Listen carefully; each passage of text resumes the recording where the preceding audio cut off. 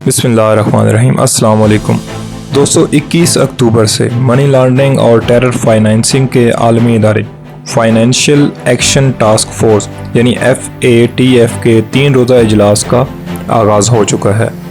इस इजलास में पाकिस्तान के मनी लॉन्ड्रिंग और टेरर फाइनेंसिंग पर होने वाली अब तक की पेशरफ्त को देखा जाना था और इस बारे में फ़ैसला किया जाना था कि आया पाकिस्तान को मज़ीद ग्रे लिस्ट में रखा जाए कि नहीं। तो दोस्तों, FATF ने पाकिस्तान को फरवरी 2022 तक ग्रे लिस्ट में रखने का ऐलान कर दिया। FATF का कहना है कि पाकिस्तान नए एक्शन प्लान पर अच्छी कारकर्दगी दिखा रहा है और 34 में से 30 निकात पर अमल किया जा चुका है। इसके अलावा इनका कहना है कि पाकिस्तान ने नए एक्शन प्लान के 7 में से 4 नुकात पर बहुत हद तक अमल दरामद किया है और पाकिस्तान ने मनी लॉन्ड्रिंग और टेरर फाइनेंसिंग जैसे मुकदमात और सज़ाओं में तेज़ी लाने पर भी जोर दिया। इसके अलावा FATF ने पाकिस्तान से कहा है कि पाकिस्तान अक़वाम मुत्तहिदा के ब्लैक लिस्ट तंजीमों और अफराद पर पाबंदी लगाए। पिछले चंद रोज़ से इस इजलास में पाकिस्तान की शमूलियत के बारे में भी काफ़ी तफसीलात सामने आईं, जिनसे मज़ीद सवालात पैदा होते हैं। सबसे पहला सवाल तो ये है कि FATF से क्या मुराद है और ये इदारा क्या करता है। तो दोस्तों, ये इदारा 1979 में ग्रुप ऑफ 7 यानी दुनिया के 7 बड़े तरक्की याफ्ता ममालिक की सरबराही इजलास के दौरान वजूद में आया। इस इदारे का बुनियादी मकसद मनी लॉन्ड्रिंग की रोकथाम है और अक्टूबर 2001 में होने वाले वर्ल्ड ट्रेड सेंटर के वाक़े के बाद दहशत गर्दों की माली मुआवनत रोकना भी इसके दायरे कार में शामिल हो गया है।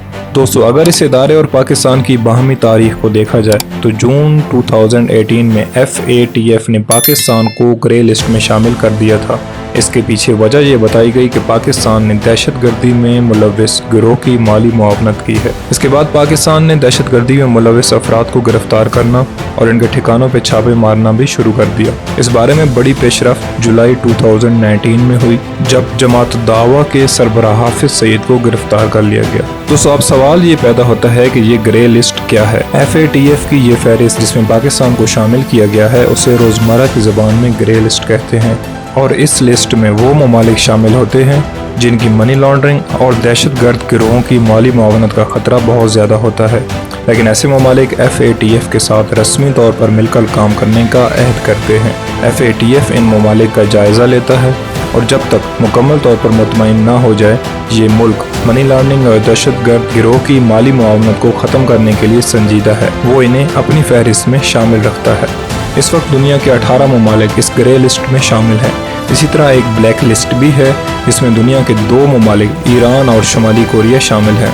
इसका मतलब ये है कि इन पर कभी भी पाबंदियाँ लग सकती हैं और कर्जा देने का अमल भी रोका जा सकता है। तो अब सवाल ये पैदा होता है कि पाकिस्तान का इस लिस्ट से निकलना क्यों ज़रूरी है। पाकिस्तान 2013 से 2016 तक ग्रे लिस्ट में रह चुका है और इस दौरान पाकिस्तान की तसल्ली बख्श कारकर्दगी की वजह से उसे इस लिस्ट से निकाल दिया गया है। इस लिस्ट से निकलना इसलिए भी ज़रूरी है क्योंकि इसका सबसे बड़ा असर मईशत पर पड़ता है। लेन देन, कर्ज़ों की अदायगी और वसूली भी मसला बनने लगती है। बैनुल-अक़वामी सतह पर सरमायाकारी भी यहाँ पैसा लगाने को ख़तरा समझते हैं।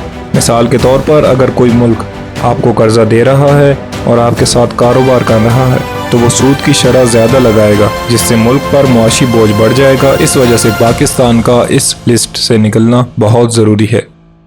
Thank you.